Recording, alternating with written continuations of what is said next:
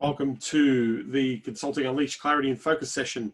So today I'm going to be talking about something that essentially focuses the mindset of things in terms of things that we want to eliminate, things that we want to, I guess, change, and more importantly, get some sort of level of progression or moving forward. So I've been preparing some slides in my lab that I'm going to be sharing with you, and then I'm happy to answer some questions around this strategy. So welcome those who are joining us, those who are watching the replay in YouTube. Please do hit subscribe and make sure you switch on the notifications because there are videos hopping up every single day. Those who are in our Facebook group, these videos are posted every day in our Facebook group as well, the Consulting Unleash Facebook group. And if you go to consultingunleash.com/go, you'll be able to access that these trainings. So with that, let me share my screen with you and basically eliminating this concept of what is holding us back. So I thought about this, and the reason this came to me was because I was having a conversation with somebody, and in that conversation, they were basically explaining to me the reasons they were stopping progressing or moving forward in their business. And all I heard was a lot of excuses, right?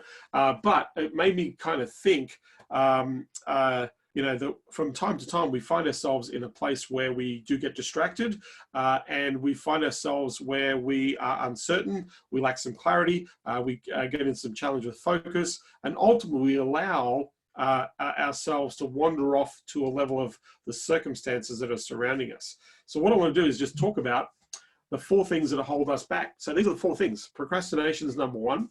Perfectionism, paralysis from analysis, fear from the unknown. So fear in and of itself is something that holds us back in terms of what we're trying to achieve in our business. And so I want to tackle each of these individually. So procrastination comes from being very unclear, and it comes from a total lack of focus. So if you have a direction, a plan, things you need to be working on, the things that are important to you, then it's highly unlikely you're going to be procrastinating. The reason why we procrastinate is it's an avoidance strategy, and it's also it's a psychological triggering strategy where it's a protection mechanism. Sometimes it evolves from giving ourselves some level of comfort, but in procrastination, what we're doing is we tend to avoid, or we're choosing to do something else other than what we know we need to do. So what we're doing is we're delaying the result, right, in this procrastination. We're putting it off. And so one of my favorite, a friend of mine said this, in fact, it came up in a conversation recently. Their favorite procrastination, or a way to actually eliminate procrastination from their lives, is really simple. Whenever they found themselves in a moment where they're about to procrastinate, they just put off the procrastination for another time. So procrastinate on procrastination. But the reason why procrastination keeps in is there's a trigger, and you make a choice that whatever it is that you know you should be doing is going to be more painful doing it, or whether it takes too much time or energy, or you just can't be bothered, but you're making a choice. So what you do is you distract yourself with something else, and you go down the rabbit hole. And the other thing with procrastination is this leads into things like bright and shiny object syndrome. Bright and shiny object syndrome, there's always something new. There will always be something new. There'll always be an opportunity that comes by. There'll be another way to grab something. You're never going to lose or miss out on anything because there's always going to be something new to pay attention to. The problem is that when we consume and pay attention to a whole bunch of new things and we don't act on those things, then we end up into a situation that MJ DeMarco described, who is a fantastic author. I'd grab any one of MJ's books, but he says this concept of action faking. So what action faking means is that you feel like you're actually doing something, but ultimately you're getting no feedback and no result.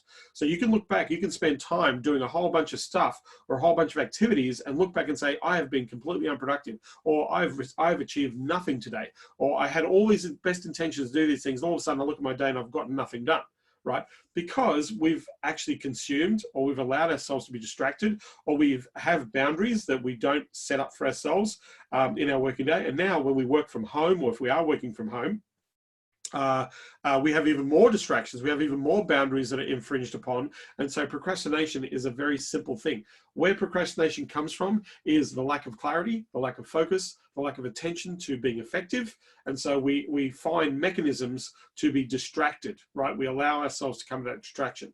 So as soon as we get focused on the things we need to focus on, then things start to change. But this thing, putting it off, right? My question is, how important is it to do this task? And one of the things I'm going to walk you through is you want to do the most important things first. right? Not last. So perfectionism is the next one. It's got to be perfect, right? I have to tweak this. I have to adjust this. I have to change this. And you go through iterations and iterations and iterations to get it perfect. Let me tell you, it'll never be perfect. You'll never release it. I can tell you I've worked on funnels which I've never released because they weren't perfect. The problem is that 100% of your perfect, right? Sorry, 80% of your perfect is 100% of somebody else's perfect. 80% of your perfect is 100% of somebody else's perfect. Mike Rhodes told me that one from Web Savvy. He is the co-author of the Ultimate AdWords Guide. He said to me, 100%, 80% of your perfect is 100% of somebody else's perfect. Seth Godin once said to me, John, you need to ship it. You need to get it out. Don't hang on to this idea. Don't hang on to this thing. It will never be perfect. You need to ship it. You need to get it out. Perfectionism is a stalling tactic. Perfectionism, you want feedback. You want to get feedback as quickly as possible. That's why I like the minimum viable product. Keep it really simple. You don't have to have everything in order, right? You just want to get the idea out there and get feedback on the idea. That's perfectionism. And a lot of people hang on to this concept of being perfect, right? The next one is paralysis by analysis. This is a classic when it comes to things like what niche should I pick? What service should I offer? What price should I offer? Will they buy? Won't they buy? Am I doing the right thing? All these doubts that we have in this structure, we're looking for validation, refinement. And in this process, all we're doing is we're running around in circles. There is no clarity in the paralysis analysis. There's no objective, no outcome, no resolve, no reason as to why this is important. In paralysis analysis, all we're doing is we're delaying, right? We're trying to find the best way around. And unfortunately, there never is, right? This is another thing where you've got to ship. You've got to get out there into the market. Otherwise, how are they going to buy? Like people say, John, what do you think of this great offer that I put together? It's great, but let's offer it to somebody right now. Let's send an email, let's send an offer, let's put a post on Facebook and let's offer it. Oh, no, I've got to refine this process. I've got to make it better. I just wanted to I need a little bit more information to make sure I'm doing the right research so I can get this out of the market. No, go, press the go button, launch, right, as quickly as possible, right? I can not tell you how many times I've gone and just launched programs, launched products that have never been created, never been invented and sold before I got there. Some of the best software companies in the world sold their product before they developed the software. Right? They sold their product before they developed. Think Apple. Think what Steve Jobs and Steve Wozniak did when they sold the first Apple computer. They went to a store and sold motherboards that weren't even made yet. They said, they showed one example of a motherboard and they said, yeah, we want to mass produce these motherboards, right? And when we went to the guy, they said, we don't want the motherboards, we want the whole computer. They got their first order, they wanted the screen and blah, blah. And he says, no, you don't understand. These are the best motherboards you've ever had. Every tech guy on the planet wants these motherboards, right? You bought amazing motherboards. Let's fix the other stuff down the track, right? Sell it before you actually have something to sell, right? Make the offer, minimum viable product. Paralysis by analysis is again about just being super clear about what it is that you're doing, who will benefit the most, and then going for it, right? Because analyzing it, the data will be only skewed by what you visibly connect with. All the data will be chosen and skewed by you and what your preferences are, right? So it means nothing. This is the thing. This is another stalling tactic in the marketplace. The other one is fear of the unknown. I'm scared. What if people say no to my offer? What if people say I'm too expensive? What if they think this is ridiculous? What if I can't get them a result? What if I can't, what if I have to give them a refund? What if they yell at me, right? The fear of the unknown. What if they reject my idea, right? The fear of the unknown, right? The problem with fear is that it's a movie, right? We make up this idea, we're projecting out what may or may not happen into the future, and there's no reality of that scenario playing out. What we've done is we've made this story up and we've allowed this story to stop us. And here's the one thing you want to know about fear. Fear only occurs in the moment. It is not a direct representation of anything outside of time frame. But fear happens in a moment, and in that moment, that fear or that feeling or that emotion is exacerbated. It's like the all-encompassing thing. The problem is that it only represents a second or a moment in time of that moment, right? Anything outside of that minute or that moment, it doesn't exist. So this makeup that we're making, or this story or this vision that we're having, that we put out into the marketplace, right? The idea that we're sharing with the market is irrational, right? Because we're making up a story that hasn't occurred yet. right? And so I know it's very easy to say that, and looking, if you step outside of it and look at it in a logical, pragmatic way to say, well, yeah, you know, fear's a made up story, but I'm still, that doesn't stop me from feeling that fear, right? So the idea is we need to reframe what the possibilities or the opportunities are. If we're afraid of something, right, because we have the unknown, we don't know until we actually put our toe into the water. We have no idea. We need the feedback, right? So the idea is we want to engage to get that feedback, right? Fear is a movie that you make up in your head. Is it real? You have to ask you the question, is this the reality or am I making this up? In most cases, I'm making this up, right? Well, if I'm making it up, then that's not entirely true, right? What is the truth here? Are there others that have worn this path before me? Have they gone down this path? Have they had process, systems? Does it work? Do I know? Can I get validation that this idea works? Do I have a frame of reference that I can create that there is an opportunity and a possibility here, right? Other than the fear, right? In these four things, the idea is we need to catch ourselves in the moment. In procrastination, we need to catch ourselves at the moment. What are the triggers from our procrastination? What are the triggers for the bright and shiny object syndrome? If we know what the triggers are, we can identify what those triggers are. We can say, hey, I can see this coming up. I need to make a better choice. One of the things that I have oftentimes in my offices and even around, I have a post-it note, and that post-it note will say, is what you're working on right now contributing to the growth of this business? Are you helping a customer buy today? Which customer or who are you helping to buy or invest in your products or services today? These are questions that I often ask myself, right? And I put them up in post notes. Now, if I have to read that question, guess what? It means I have to stop what I'm doing and focus on the very thing that I say that it's important to me, and that is to help somebody to invest or buy in my products or services.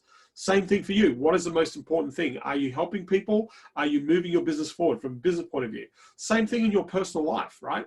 Are you contributing to your health? Are you contributing to your relationships? Are you contributing to your faith, your spirituality? Are you contributing to your finances? Are you contributing to your experiences, right? What is most important to you? That's a real key thing here in this process. So, which are you, a duck or a do? Now, let me explain the duck or do concept. So the duck is, we need to get our ducks in a row. If you look at those, the circus games or the sideshow alley games where you're shooting the ducks and all the ducks literally just coming up in a row and they're all lined up, right? All perfect, waiting for you to shoot the pellet and knock them off, right? Being a duck is, there's nothing wrong with getting your ducks in a row. There's nothing wrong with putting systems, processes, having all the structure, everything ready to go. There's nothing wrong with that. The problem with being a duck is it also creates a delay. Remember, it's never going to be perfect. Remember, do we need all those pieces? So I'll give an example of a duck moment. I was sitting down with an agency, and the agency is sitting down and saying, hey, we need to redo our website. I said, well, why do you need to do that? Is your website going to stop you from generating clients, right? Well, no, but we need to, people are going to look and they're going to see, and so we need to create that representation. I said, well, I'll tell you what to do. Why don't we just stick up coming soon?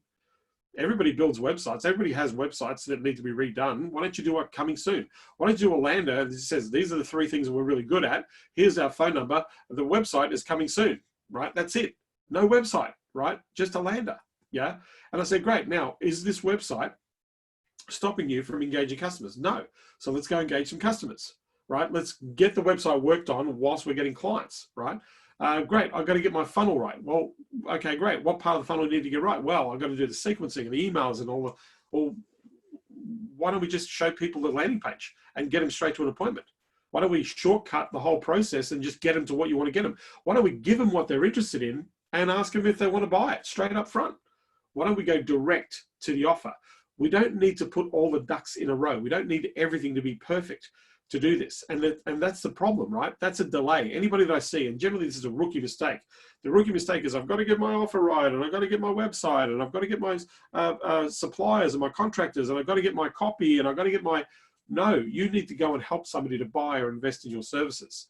So you need to be more of a do rather than a duck. You want to go out there, have conversations, find out what people are having in terms of problems in relation to what you deliver as a service in the marketplace, and say, great, let me show you how I can help. Can I walk you through what this looks like and how this works? And at the end of that, you can ask this really simple question as a doer. You could do this by yourself, or would you like our team or us to help you do this? What would you like to do? You got a 50-50 chance of getting a customer if you go down that path and in that process, right? So are you a duck or are you do? Ducks in a row, delay. Do, get out there and go and get the client. Sell the minimum viable product. make an offer before you deliver the product. Once you make the offer and you get validation, you can figure it out.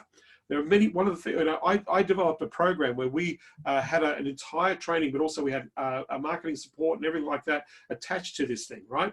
And so, but we didn't have everything ready. We didn't have everything ready, but we knew we needed to go and get clients. So we went to clients and we said, because we wanted to build this whole system, we figured out it was going to cost us $500,000 in revenue to build this out. Right?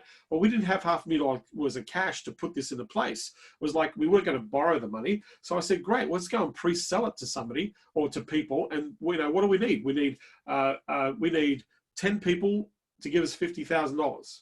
We need 20 people to give us $25,000. Right?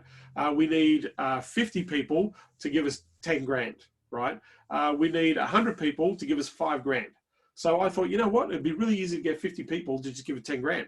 So we pre-sold and say, hey, here's the idea. We're going to release some of these components a little bit down the track, but you're going to get the support and the thing right up front. So are you with us? And we literally sold 50 units in 3 days, raised $500,000 worth of capital on an idea that didn't even exist, right? So this is our plan. This is what we're working on. We're going to give this to you at a deal. Normally we're going to charge this level, but we want to work with you closely. We're looking for a certain number of people to qualify.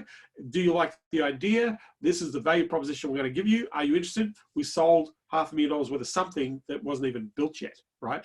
Then we used the $500,000 to go and build the thing, the very thing that we needed. And in fact, it didn't cost us $500,000 to build. It only cost us $250,000 to build. So we made $250,000 profit on our product or our service, sorry, before we even launched the service.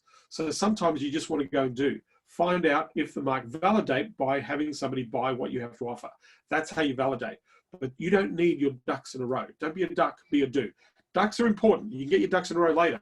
But if you're looking for generating opportunities and revenue and money in the marketplace in your business, go be a do, right? So 3 questions that you need to ask yourself. This is really critical for you to be thinking forward, right? This is the whole clarity piece, right? Number 1, what do you really, really, really, really want? That's 4 reallys, 4.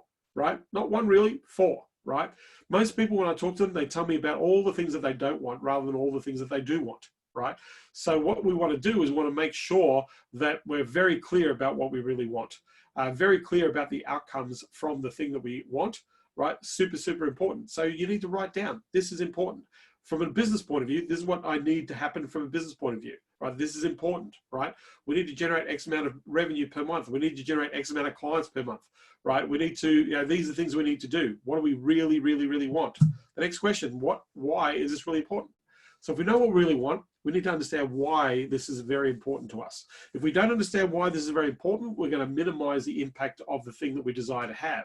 Remember, we focus on the things we don't want. If we focus on things we don't want, then we're going to get more don't wants. If we focus on the thing that we do want and we know that that's important, we need to actually be very clear as to why that is important to us, right? Why is this thing? Why is it important for us to grow the company? Why is it important for us to hire people? Why is it important for us to generate clients at a certain revenue level? Why is it important?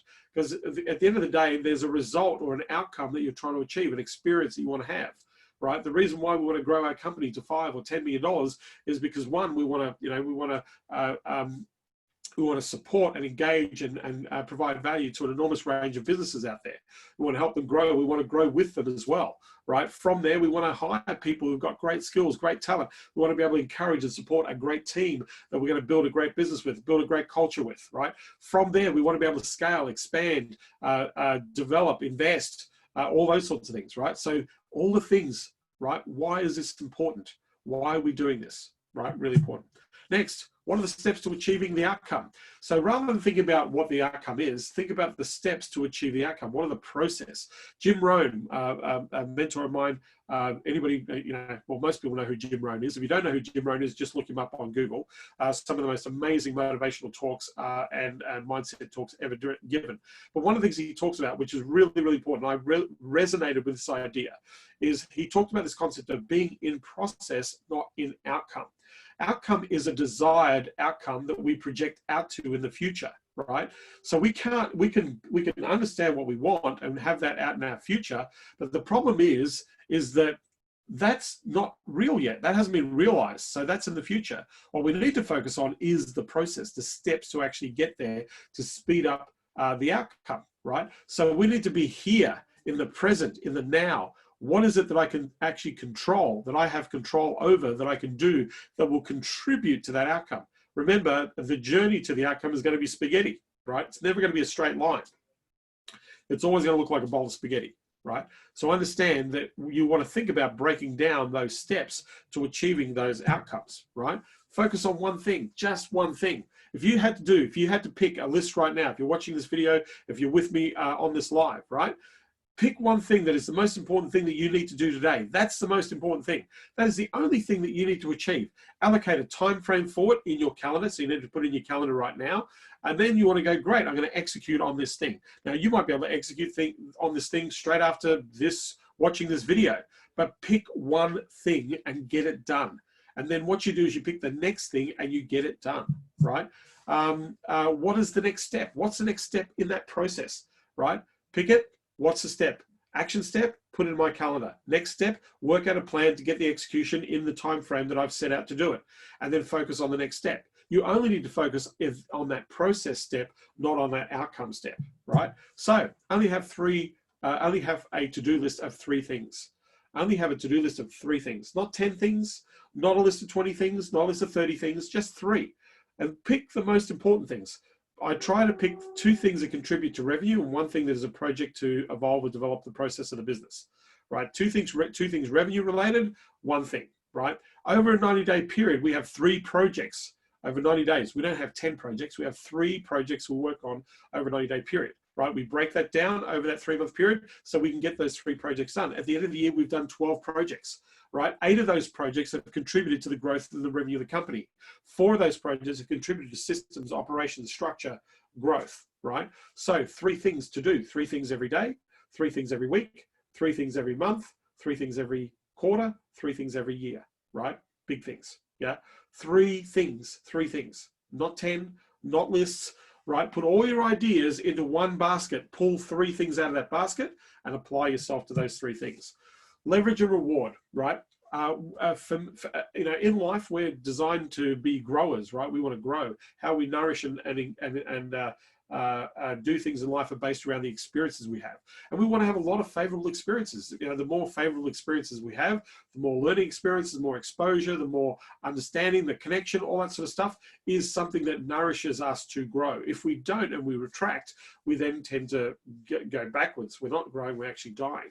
But this concept of leverage and reward, right? To me, if something's really important and you're committed to this idea, what price are you prepared to pay? What leverage can you put on yourself to make sure that you hit that outcome you're looking for? And then when you hit the outcomes you're looking for, you need to reward yourself along the way. A lot of people don't reward themselves. A lot of people don't take the profits of their companies. I've made mistakes in my past. We've made massive profit and put all my profit back into the company, thinking we're going to expand and grow. What I should have done is taken the profit out of the company, right? Used it for other things, for other experiences, and still grow the business, right? So understand leverage and reward. What are you going to do? What is the price that you're going to pay, right? What if you don't achieve the thing you say that you're going to achieve, right? What is the penalty that you'll place for yourself, right? The reward is what happens when you experience the thing that you experience. What is the reward? What is the acknowledgement? The more you acknowledge your successes, the more successes you'll have. So share your plans with someone. This is a big one, right? If you're going to do something, say, I'm doing this, but I'm going to share this with somebody else so they can keep me accountable, right? And I'm going to hold myself accountable. I've got coaches that I hire, that I work with, and one of my coaches sits there and says, "Okay, John, these are your projects. Great. How are you going? We're a third of the way through the month. How are you going on those projects and things that you said that you're going to achieve? How are you going on the sales targets and budgets you said you're going to achieve? How are you going?" Share your plans with somebody else. This will give you leverage and growth, right? Onboarding your next customer. So this is a common one. People talk to me about this all the time. I need clients, John. Great. Well, let's just go and get the next client. We don't need to go and get the next 10 clients or 5 clients. We just need to go and get the next 1 client. Remember, process, not outcome. So what problem do you solve? That's the number 1 thing. What do you solve, right? Who has this problem? We need to answer that question very quickly, right?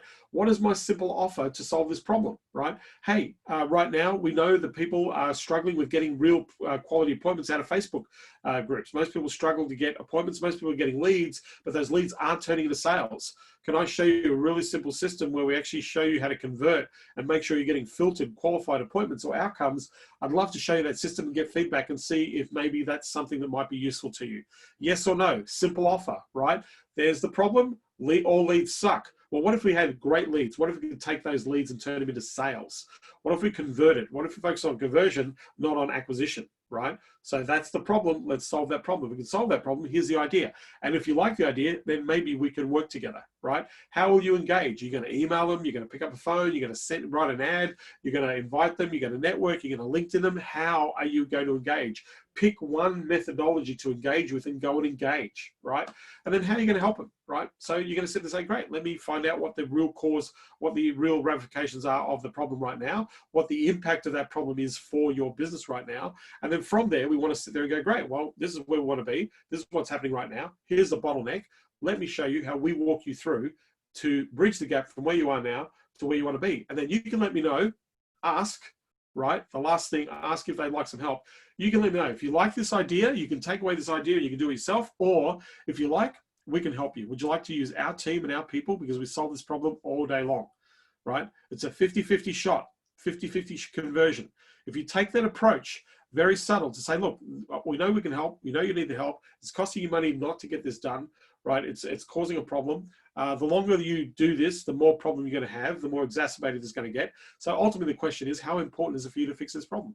Well, it's really important. Well, great. So if I can provide you with a solution to fix this problem, then at the end of the day, you can decide whether or not we can help you. Is that cool with you? They go, yeah, great. So let's walk you through that process and ask them if they would like you to help, right?